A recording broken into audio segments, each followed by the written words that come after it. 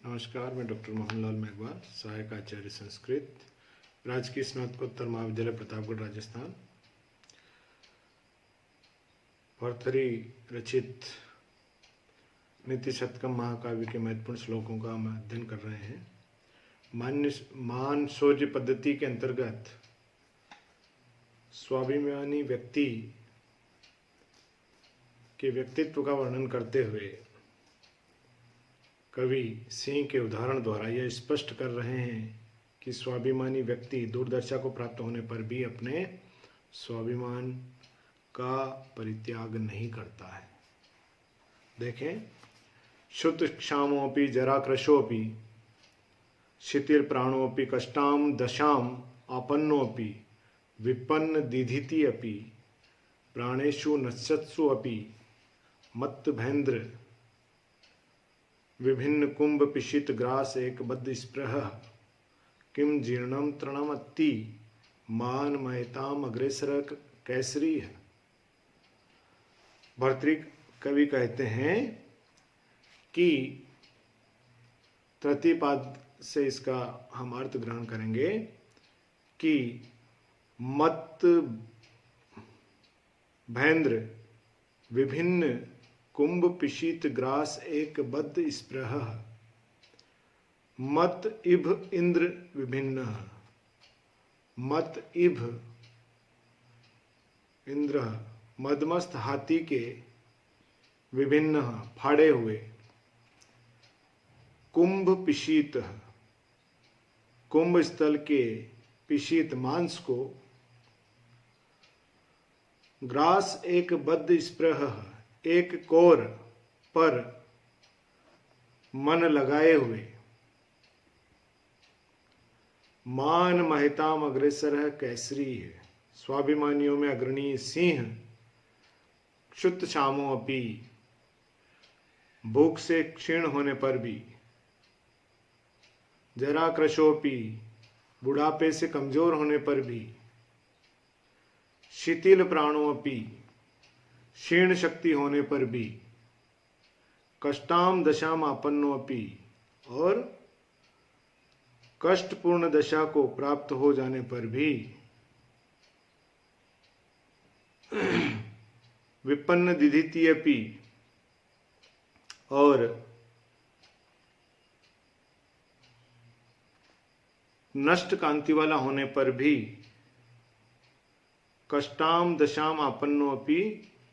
विपन्न दिधिति अपि प्राणेषु नश्यत्सु अपि और प्राणों के नष्ट होने की स्थिति आने पर भी, किम जीर्णम तृणमत्ति क्या सूखे तिनके खाता है, अर्थात नहीं खाता है। सिंह जो है, जिसकी एकमात्र इच्छा हाथी के कुंभ स्थल को फाड़ करके उसके एक कोर को भी खाने की इच्छा है, ऐसा स्वाभिमानी सिंह भले ही शुद्ध क्षामों भी भूख से पीड़ित क्यों न हो जाए, जरा कृशोपि वृद्धावस्था से कमजोर क्यों न हो जाए, कृश क्यों न हो जाए, शिथिल प्राणोपि चाहे किसी रोग आदि के कारण उसकी शक्ति क्षीण क्यों न हो जाए, क्यों न हो गई हो, कष्टाम दशाम आपन्नोपि चाहे किसी कष्टपूर्ण दुरावस्था को क्यों न प्राप्त हो गया हो, विपन्न दिधिति अपि चाहे उसका प्रभाव तेज कांति आदि समाप्त क्यों न हो जाए, प्राणेषु नश्यत्सु अपि यहाँ तक कि चाहे प्राणों को नष्ट हो जाने की स्थिति क्यों न उत्पन्न हो जाए, किम जीर्णम तृणमत्ति क्या वह जीर्ण शीर्ण तिनको को खाएगा, अर्थात नहीं, वह कदापि अन्य किसी के द्वारा मारे गए प्राणियों के मांस से अपनी क्षुधा शांत नहीं करता है। मदोन्मत्त अत्यंत शक्तिशाली जिसके कुंभ स्थल से मद की धारा बह रही है, ऐसे हाथी के मस्तक को फाड़कर नोचे गए उसके मांस से एक ग्रास को खाने की इच्छा वाला सिंह जरा क्या जीर्ण शीर्ण सूखे तिनको को खाता है, अर्थात कदापि नहीं। यहाँ सिंह के पराक्रम या सिंह के माध्यम से कवि ने स्वाभिमानी व्यक्ति का चित्रण